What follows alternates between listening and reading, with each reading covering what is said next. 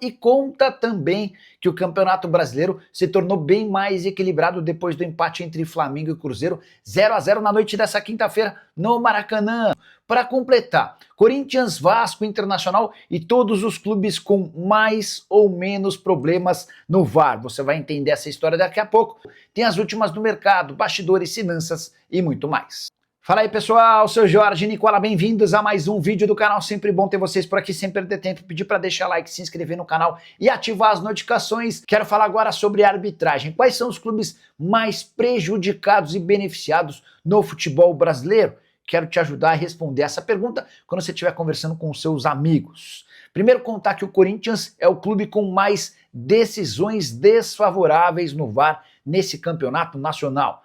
Das 23 consultas feitas em jogos do Corinthians, 15 foram com decisões contrárias ao timão e apenas 8 a favor.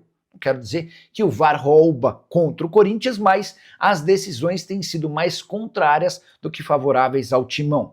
Nenhum outro time no Campeonato Brasileiro teve tantas decisões desfavoráveis quanto o Corinthians. Já o Vasco é o oposto. Das 10 consultas feitas em jogos do Vasco, 9 decisões do VAR, ou do árbitro a partir do VAR, foram a favor do Cruz Maltino e apenas uma contrária.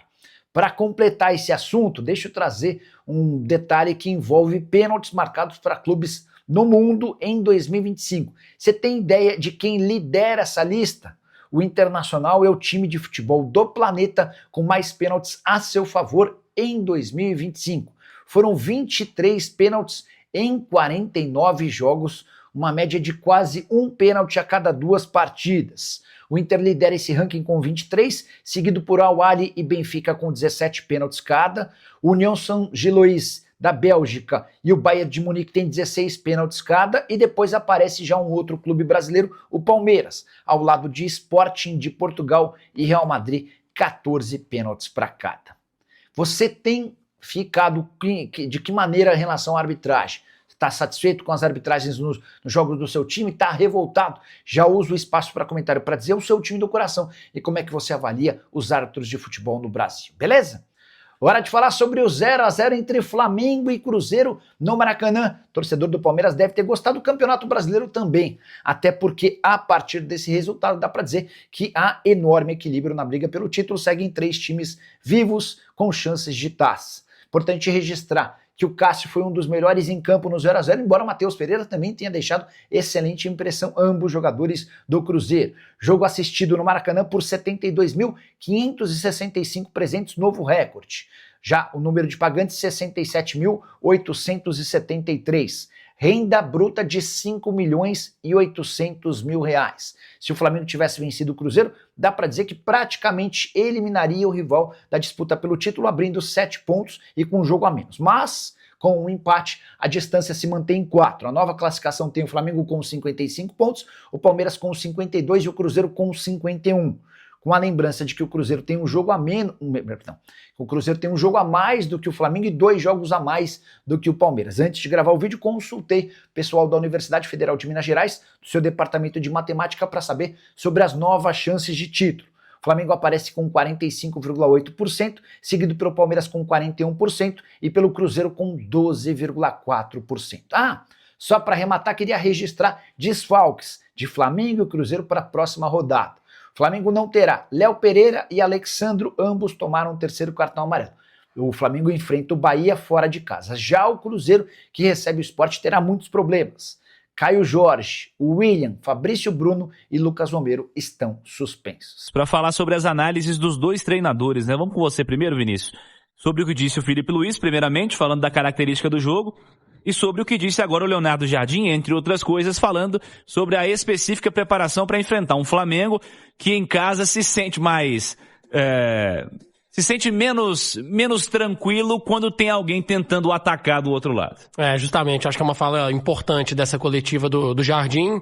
Primeiro, como é bom, né? Ouvir 2 treinadores que falam de futebol, que falam de estratégias, e 2 dos melhores treinadores que nós temos aqui no nosso país hoje, atuando aqui no futebol brasileiro.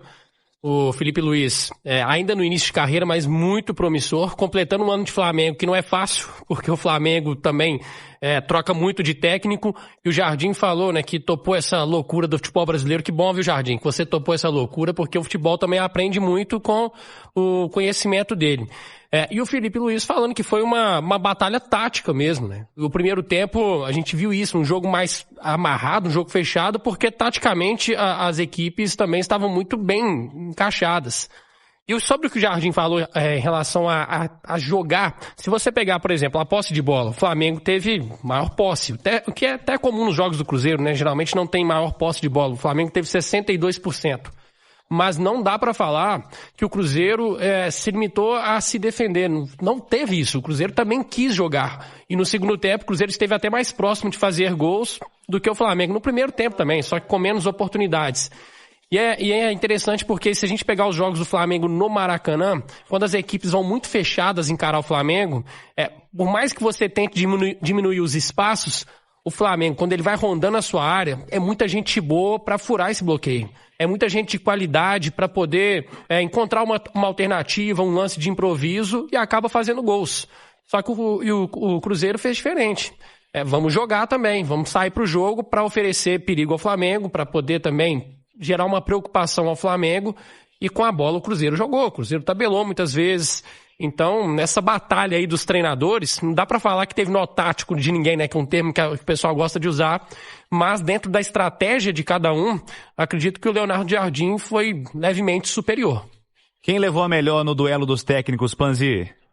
Eu acho que o duelo foi equilibrado, foi bastante equilibrado, mas eu dei uma stalkeada aqui nas redes sociais e mais uma vez, muita cobrança por parte da torcida do Cruzeiro, de que o Leonardo Jardim mexesse mais cedo. Aliás, o Felipe falou sobre isso. Felipe Luiz falou primeiro. Eu acho que o torcedor do Cruzeiro que cobrou uma mexida mais cedo, eu convido a assistir a entrevista do Felipe Luiz. Ele explica muito bem o porquê que o Leonardo Jardim não mexeu tão cedo e ele também não. E o próprio Felipe Luiz, né? Porque a gente fica imaginando, o Flamengo tem um banco muito farto, então vai mexer rápido. Exato. Mas não foi assim. Ele disse da dificuldade de mexer e atrapalhar o que tá dando. Tá bem jogado. O jogo tava muito encaixado. Às vezes a mexida atrapalha. Um jogo muito tático, como disse o Felipe Luiz, se você começa a mexer demais, há um risco muito grande de você atrapalhar o seu time. Porque o jogo estava bom, o jogo estava equilibrado. O Felipe Luiz colocou o Pedro aos 63 minutos de jogo. Depois ele só foi mexer depois dos 80. Quando mexeu o Leonardo Jardim, mexeu um minuto antes, ele colocou o Sinisterra, aí o Felipe Luiz veio com outras alterações. Então os dois treinadores estavam com receio de mexer. E a entrada do Pedro foi no lugar do Arrascaeta para fazer praticamente a mesma função. O Plata continuou adiantado, o Pedro foi fazer a função ali de um ponta de lança, mas para dar mais peso na área, na bola do Flamengo que circulasse ali dentro. E o Leonardo Jardim mexeu, colocou o Sinisterra para mudar um pouco mais a característica, ia tentar ganhar o jogo, e depois ele fez aquela sequência de alterações por conta da expulsão do William. Então, cara, nem sempre a substituição ela vai ser a solução. Se o jogo tá tão encaixado e tão equilibrado, e é um jogo tão tático, como disse o treinador do Flamengo na coletiva, muitas das vezes a alteração ela vem para atrapalhar o time. E os dois técnicos raciocinaram de uma maneira muito parecida para esse jogo. E olha que o Felipe Luiz tem um banco muito mais qualificado que o do Cruzeiro, que também é qualificado. Então acho que a explicação é mais ou menos essa. E os dois treinadores foram muito bem. O Leonardo Jardim explicou também, né? Algo bem próximo daquilo que a gente trazia da escolha pelo Matheus Henrique, de ter o Matheus Henrique mais próximo dos outros dois volantes. O que ele falou? O Romero fez o primeiro volante, primeiro, o Lucas Silva deu um passo à frente para jogar lado a lado, mas cada um em uma banda de campo, com o Matheus Henrique, e o Matheus Pereira jogou como um ponta de lança. Foi um 4-4-2 no losango, que ele falou, mudou um pouco o desenho tático do Cruzeiro com a ausência do Wanderson. Então, cara, um jogo extremamente tático, de estratégias, de dois ótimos treinadores, de dois times que vivem ótimos momentos, não à toa brigam na ponta da tabela. Então, não tem muito o que questionar no trabalho tanto do Felipe Luiz quanto do Leonardo Jardim. Geralmente o Cruzeiro joga no 4-2-3-1. Isso. E aí o Wanderson joga bem mais aberto pelo lado esquerdo do que o Matheus Henrique jogou hoje, né? E nesse losango, foi interessante porque o Cruzeiro conseguiu congestionar o meio de campo. Que é por onde o Flamengo gosta de jogar. Exatamente, que é um time extremamente técnico. Jorginho, Saúl e Arrascaeta. Você vai jogar pelo lado? Pois é, e ainda tem o Carrascal que compõe ali pela direita. Então, eu acho que o Jardim foi feliz nessa estratégia, né? Ele tirou o grande poder do Flamengo, que é essa troca de passes no meio de campo. E lutou pra caramba, né? Foi um jogo de muita luta também. E só destacar, porque eu votei no Rossi, né, como o melhor em campo, elogiei muito o Cássio também, que fez uma grande partida quando acionado, mas destacar de novo a partida do Matheus Pereira, né, Cirilo? Muito bom. Tá desfilando em campo, né? Tá jogando demais, é a melhor temporada dele com a camisa do Cruzeiro, até por estar num time mais encaixado do que os anteriores, e porque nessa temporada o Leonardo Jardim tirou algo do Matheus Pereira, que eu me recordo quando o Cruzeiro contratou, que eu falei lá atrás, olha, o Matheus Pereira na Premier League era um jogador que tinha uma capacidade muito grande de pressionar a saída do adversário. E quando ele veio pro Cruzeiro a gente não conseguia ver isso. E esse ano a gente tá vendo como o Matheus Pereira joga sem a bola também, né? Hoje foram mais 3 desarmes, um jogador que participa muito do jogo sem a bola, muita competitividade, e quando tem a bola nos pés, cara, é uma qualidade diferente. Matheus Pereira hoje jogou demais. O Arrascaeta faz um campeonato brasileiro melhor que o dele. Não é muito melhor, mas é melhor. Principalmente pelos números também. Mas hoje, nesse duelo dos 10, dos meias, o Matheus Pereira foi melhor. Vive uma fase exuberante realmente. É o melhor Matheus Pereira que vimos no Cruzeiro. É esse atual que está jogando. E nós temos aí agora... Essa data FIFA agora de outubro é uma data FIFA à parte, mas vem aí a data FIFA de novembro também. E tô vendo aqui a convocação do Ancelotti pensando em meio-campistas. André, Bruno Guimarães, Casemiro, João Gomes, Joelinton e Lucas Paquetá. Nós vivemos uma carência de meio-campistas armadores, digamos assim. Por mais que os volantes tenham a capacidade da construção, né? O Bruno Guimarães, ele é um 10 jogando de volante, né? Nós temos bons volantes. O Paquetá é um excelente jogador e é o cara que talvez vai ser o meio de campo, esse construtor incontestável da seleção brasileira. Sim. Acho que vai ser ele. O Matheus Cunha, que é mais atacante, mas também tem essa capacidade de construção. Mas nós não temos, nas convocações recentes, com o Ancelotti e com o técnico anterior também, uma abundância de armadores. E o Matheus Pereira, para mim, merece ser testado na data FIFA de novembro. Eu concordo. O Matheus Pereira ele tem uma característica diferente desses atletas que você citou, que são muito bons. Que são meio-campistas na essência, né? Defendem bem, conseguem armar o jogo. Mas o Matheus Pereira é mais camisa 10. Eu acho ele mais camisa 10 do que o Paquetá. Eu falo em termos de função. É mais armador, e hoje, né, com essa evolução do Cruzeiro e a melhor temporada dele, como o Panis falou, é um jogador que sem a bola também cresceu demais, que o Ancelotti valoriza muito.